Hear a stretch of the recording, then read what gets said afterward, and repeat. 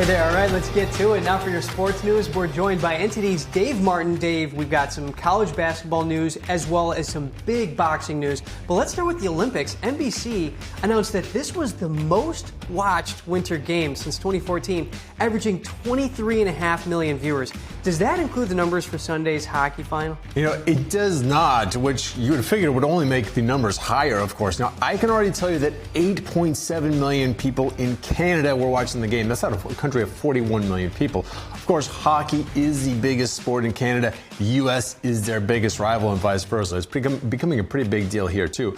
And Canada normally beats the U.S. in hockey, but not on Sunday, which is what made this win so special. Now, these two have played 20 times in the Olympics. The U.S. has won just 5 of those times. There have been 3 ties. Meanwhile, Canada has come away the victor 12 times. So all that excitement is a reason why President Donald Trump invited both the men's and women's hockey teams to the White House and to attend tonight's State of the Union address. Now, only the men's team will be able to make it. Meanwhile, these players are going to be on a very tight schedule. The NHL resumes play tomorrow night after pausing their season for nearly 3 weeks to allow the players to play in the Olympics. So they don't get much rest here after winning. Wow, that's some blood, sweat, and tears. Well, mostly just blood. Yeah, mostly just blood. Yeah, exactly. The guy getting the high sticking there in the third period. Oof, that was rough. Guys. Lost his front 2 teeth for the Team USA. Business as usual. All right, elsewhere in the games, one of the more enduring and tragic images was skier Lindsey Vonn being airlifted from the mountain after her crash in the downhill competition. What's the latest on her condition? Yeah, Vonn is finally out of the hospital after that crash. It was just a couple weeks ago now. She's had multiple surgeries on her leg after suffering a complex tibia fracture on her left leg. Now, a complex fracture is a severe type of broken bone where it shatters into multiple pieces. Let's listen to what Vonn said yesterday about her complex fracture. The reason why it was so complex was because I had compartment syndrome. And compartment syndrome is when you have so much trauma to one area of your body that there's too much blood and it gets stuck. And it basically crushes everything in the compartment. So all the muscle and nerves and tendons, it all kind of dies. And Dr. Tom Hackett saved my leg.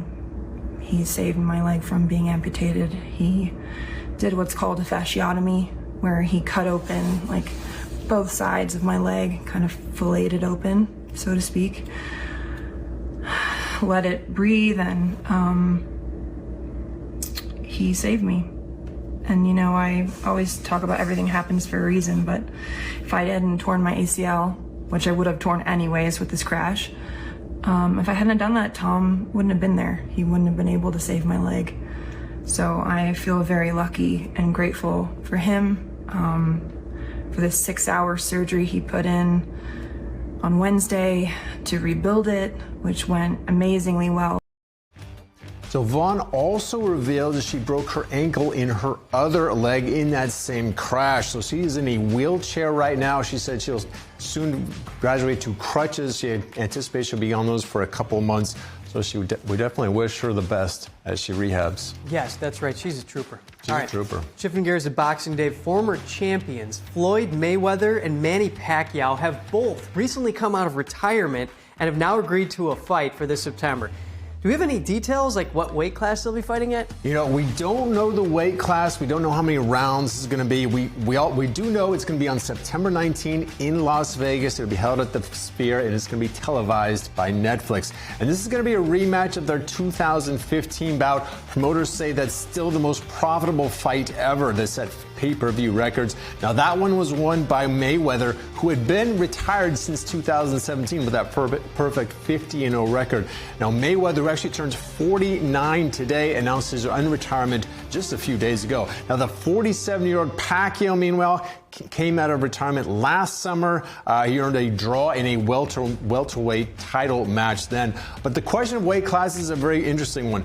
Mayweather fought at 5 different weight classes during his career. Pacquiao won titles at 8 different classes. So I'm sure they'll find some common ground somewhere. Float like a butterfly, sting like a bee. Any predictions? I'm going to go with Mayweather. I mean, his defense was just impenetrable, but I definitely want to watch this fight. Oh, Dave. Oh, man, it's nerve-wracking. All right, moving to college basketball, we have a number of ranked teams in action tonight, including the new #1 team in the country, Duke. Yeah, Duke, fresh off their big win over Michigan on Saturday, became the new #1 yesterday. They play at Notre Dame tonight. That game starts very soon, 7 p.m. Eastern time. We actually have the top 4 teams in action playing tonight, just not playing each other. We got #2, Arizona plays at Baylor. That game starts at 9 p.m. Eastern time. #3, Michigan hosts Minnesota. That game starts at 8:30 Eastern time. And #4, Iowa State plays at Iowa starting at 9 p.m. Eastern time. Meanwhile, in the game that started just really a few minutes ago, #21, Miami of Ohio is playing at Eastern Michigan. Now, Miami of Ohio, this is the Red Hawks. They play in the MAC conference. They are the only undefeated team left in college basketball, 27-0 record.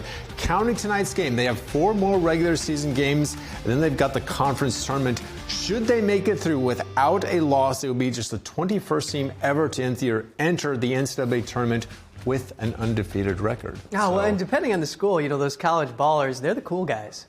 They are definitely the cool guys. They are the kings of their campus, Yeah. Nowadays, now that they get the NIL money, it must be really awesome to do that too. That's great. Well, thanks for keeping it real, Dave. Hey, thanks, Kevin.